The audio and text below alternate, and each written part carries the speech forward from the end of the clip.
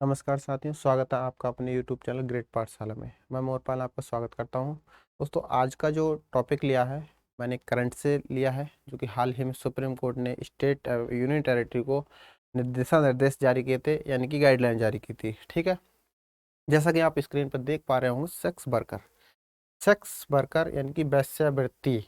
ठीक है, हम इसको क्यों पढ़ रहे हैं? हम इसीलिए पढ़ रहे हैं क्योंकि इसमें दो अनुच्छेद का जो प्रयोग किया गया है। एक तो 142 जो कि बोलता है न्यायालय द्वारा दिए गए राज्य को आदेश, ठीक है, या फिर निर्देश।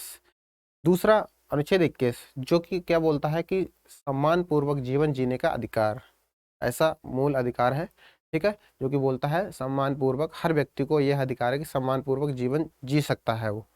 ठीक, अब आप सब जानते होंगे कि वेश्यावृत्ति क्या होती है।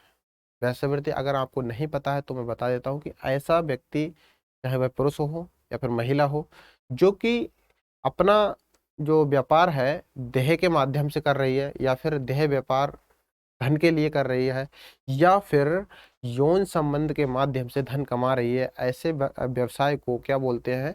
ऐसे व्यक्तियों को बोलते हैं सेक्स वर्कर। ठीक है, अब न्यायालय ने इस पे आदेश क्या जारी किया? न्यायालय ने बोला कि यह कोई भी अपराध नहीं है। समझते जाना ध्यान से, यह कोई भी अपराध नहीं है, यह एक पेशा है। अब पेशा सुनते ही आपके मन में एक सवाल खड़ा होना चाहिए। ठीक है, आप पूछेंगे सर, अगर पेशा नहीं है तो दूसरी नौकरियों की तरह क्या इसमें वैकेंसी आएंगी? क्या आधार कार्ड जारी होगा? क्या आइडेंटिटी कार्ड बनेगा? क्या उसमें भी पदोन्नति होगी? ठीक है, प्रश्न आपके जायज हैं, गहरा सवाल है। ठीक है, चलिए एक एक करके हम इसको समझते हैं कि सुप्रीम कोर्ट ने आखिर क्या कहा, और आपके सवालों का भी जवाब मिलेगा। ठीक है, इसके बारे में भी सुप्रीम कोर्ट ने कहा है। सुप्रीम कोर्ट ने सबसे पहले बात बोली कि जो वेश्यावृत्ति करने वाले व्यक्ति हैं, उनको कानून के तहत सम्मान और सुरक्षा पाने का अधिकार है। पुलिस किसी भी प्रकार की उनके विरुद्ध कार्रवाई नहीं कर सकती। ठीक है, यानी कि वो अपनी मर्जी से कर रहे हैं, पुलिस किसी भी प्रकार की उन पर कार्रवाई नहीं कर सकती।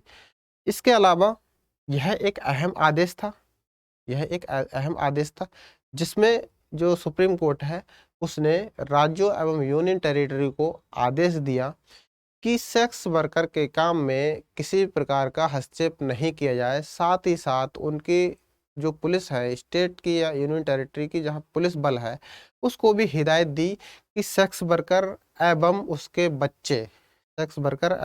बच्चों के साथ में समान व्यवहार किया जाएगा, यानी कि दुर्व्यवहार नहीं किया जाए। ठीक है, ऐसा फैसला ऐसा फैसला 3 जजेस की बेंच ने दिया, जिसमें जिसमें था जिसमें बी आर गवई, यानी कि जस्टिस बी आर गवई, दूसरा जस्टिस एल नागेश्वर राव, तीसरा ए एस बोपन्ना। इन तीनों जजेस की बेंच ने एक आदेश जारी किया और कहा, और क्या कहा कि ऐसे व्यक्ति जो कि संवैधानिक संरक्षण प्राप्त कर सकते हैं या फिर संवैधानिक संरक्षण प्राप्त करते हैं, उनको उन अधिकारियों द्वारा ध्यान दिया जाएगा जो जो कि अनैतिक व्यापार अधिनियम, जैसा कि हमने अनुच्छेद 23 पढ़ा था। ठीक है, उसमें हमने अधिनियम लिखाए थे, तो उसमें जो जो 1956 का अधिनियम है, अनैतिक व्यापार अधिनियम, ठीक है, उसके तहत वो काम कर रहे हों, ऐसे अधिकारी वो जो 1956 का अधिनियम, अनैतिक व्यापार अधिनियम, उनके उसके तहत काम कर रहे हों, तो उनके द्वारा क्या किया जाएगा? उनका ध्यान रखा जाएगा। किसका? जो कि संवैधानिक संरक्षण प्राप्त करने वाले व्यक्ति हैं। ठीक है, अब आगे बोला कि जो व्यक्ति अपनी मर्जी से वेश्यावृत्ति कर रहा है, उसके खिलाफ किसी भी प्रकार की पुलिस कार्रवाई नहीं कर सकती, ना ही उसकी गिरफ्तारी कर सकती, ना ही उसको किसी प्रकार का दंड दे सकती। ठीक है, क्यों नहीं कर सकती? क्योंकि वेश्यावृत्ति और दूसरा भेदभाव भी किसी प्रकार का नहीं कर सकती। क्यों नहीं कर सकती? क्योंकि उसने हवाला दिया अनुच्छेद 21 का। सुप्रीम कोर्ट ने क्या कहा? अनुच्छेद 21 कहता है कि प्रत्येक व्यक्ति को, भारत के प्रत्येक व्यक्ति को सम्मान पूर्वक जीवन जीने का अधिकार है। इसीलिए ये पेशा है वेश्यावृत्ति का, इसके बावजूद भी वह अन्य व्यक्तियों की तरह है, ठीक है, उनको भी अनुच्छेद 21 मिल रहा है और मूल अधिकार है। वो बोल रहा है कि सम्मान पूर्वक जीवन जीने का अधिकार सबको है, ठीक है। इसीलिए वह अपने तरीके से जी सकते हैं और अपने हिसाब से सभी के तरह सम्मान ले सकते हैं, ठीक है। अब एक बात उसने और बोल दी सुप्रीम कोर्ट ने कि जो वेश्यावृत्ति है वो कोई अपराध नहीं है, यह एक पेशा है, यानी कि ये वैध है, ये कानूनी है, ठीक है, ये कानूनी है। और जो वेश्यावृत्ति कराने वाले हैं या फिर वेश्यालय हैं, ठीक है, वो अवैध है। क्या बोल दिया? दोनों बातों में अंतर है, ध्यान से समझना। धरती आसमान का दोनों शब्दों में अंतर है, यानी कि वेश्यावृत्ति और वेश्यावृत्ति कराने वाला। जो व्यक्ति अपनी मर्जी से वेश्यावृत्ति में लिप्त है, जो वयस्क है, वो स्वतंत्र है, कर सकता है, यानी कि ये वैध है वेश्यावृत्ति करना। यदि कोई भी व्यक्ति दूसरे से करा रहा है वेश्यावृत्ति, या फिर किसी पर्टिकुलर जगह पे हो रही है, या फिर किसी मकान, किसी बिल्डिंग के अंदर हो रही है, तो वो बिल्डिंग, वो जगह, वो व्यक्ति गैर कानूनी है जो करा रहा है। ध्यान से समझिए, दोबारा रिपीट करता हूँ कि जो वेश्यावृत्ति है वो अवैध नहीं है, जो वेश्यालय है वो अवैध है, यानी कि यहाँ पर दलालों की बात कर दी गई। एक मूवी भी आई थी अभी, तो नाम ध्यान नहीं है, तो अभी हाल ही में गुजरात से रिलेटेड कोई काठियावाड़ी करके कोई मूवी का नाम है, तो वो मुझे ध्यान नहीं है, आप उसको देखिए, उससे रिलेटेड ये है। अब आपके मन में जो पहले प्रश्न उठा था और उठना भी चाहिए, उसका जवाब देता हूँ कि क्या सर, कि इनके लिए नौकरी आएगी? क्या इनका आधार कार्ड बनेगा? क्या आई कार्ड बनेगा? क्या एक अलग से पदोन्नति होगी इसमें? ठीक है। तो सुप्रीम कोर्ट ने बकायदा बोला कि इनका एक आधार कार्ड जारी होगा, जैसा कि सबका होता है, ठीक है, इसमें तो कोई नया नहीं है, उनका भी आधार कार्ड होगा। लेकिन उसमें अलग बात क्या जोड़ दी गई? उसमें अलग बात जोड़ दी गई कि उनका जो आधार कार्ड है वो नाको, यानी कि जो एड्स कंट्रोल ऑर्गेनाइजेशन है, उनसे लिंक कर दिया जाएगा। ध्यान देना, जो नाको है, यानी कि एड्स कंट्रोल ऑर्गेनाइजेशन, उससे लिंक कर दिया जाएगा, ठीक। अब जो सेक्स वर्कर हैं उनके संबंध में और क्या बोला?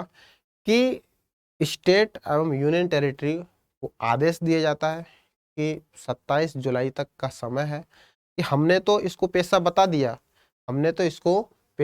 दिया, लेकिन आप किस तरीके से इम्प्लीमेंट कराते हैं वो आप पर है।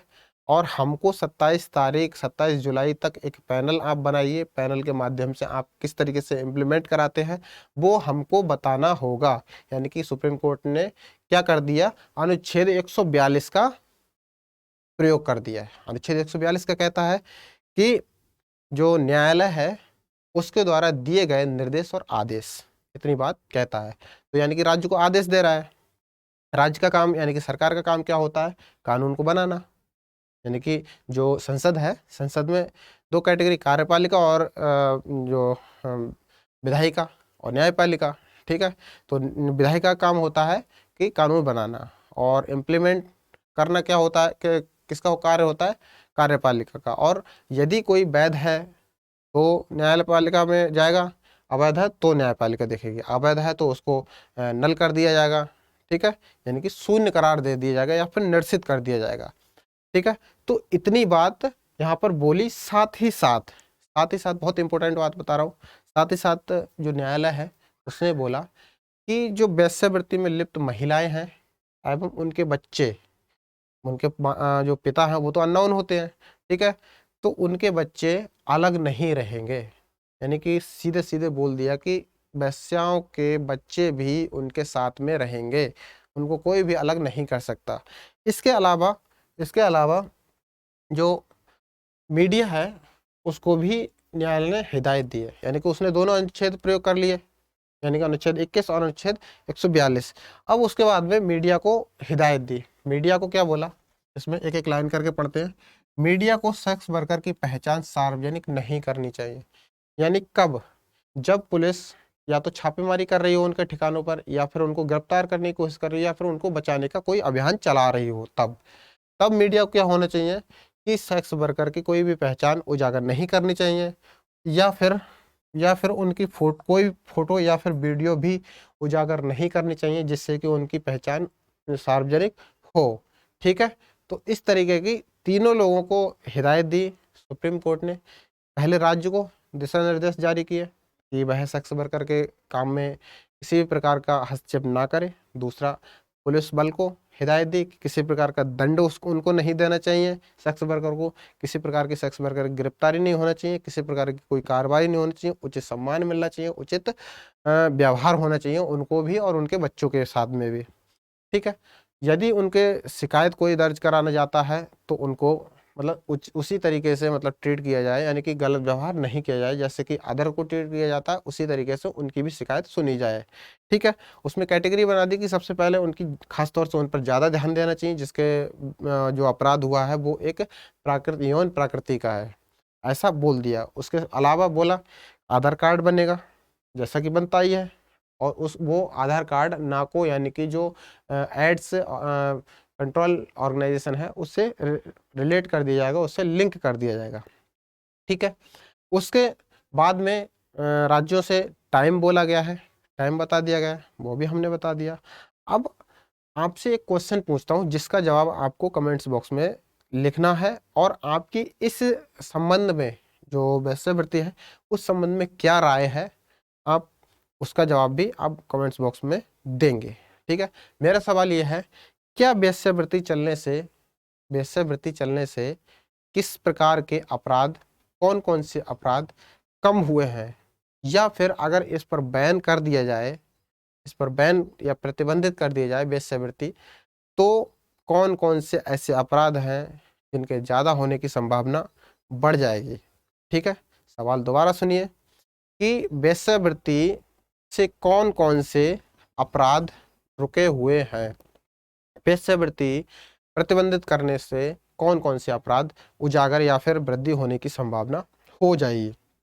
ठीक है, तो ये सवाल जो है वो आपको कमेंट्स बॉक्स में लिखना है, क्योंकि ये टॉपिक जो है उस पर बात करनी बहुत ज़रूरी थी, क्योंकि पॉलिटिक्स से रिलेटेड था और करंट से भी रिलेटेड था। ठीक है, तो उम्मीद करता हूँ वीडियो पसंद आई होगी। अगर वीडियो पसंद आई हो तो हमारे चैनल को लाइक करें, शेयर करें और दोस्तों के साथ में साझा करना ना भूलें। हमारे टेलीग्राम चैनल से आप जुड़ जाइए, ग्रेट पाठशाला नाम से टेलीग्राम चैनल है, और हमारे चैनल के माध्यम से अभी एसएससी एमटीएस का जो फ्री बैच चल रहा है लगभग आधे से ज़्यादा हो गया है, और हमारे चैनल पे बहुत बेहतरीन टीचर, बहुत बेहतरीन टीचिंग आपको कराई जा रही है, वो भी एकदम बिल्कुल फ्री। ठीक है, तो इस चीज़ का आप फ़ायदा उठाइए, आप इधर उधर ना भटके, तो हमारे चैनल के साथ में आप जुड़िए और दीजिए अपने दोस्त को इजाज़त। मिलते हैं कोई अगले वीडियो में, तब तक के लिए नमस्कार, धन्यवाद।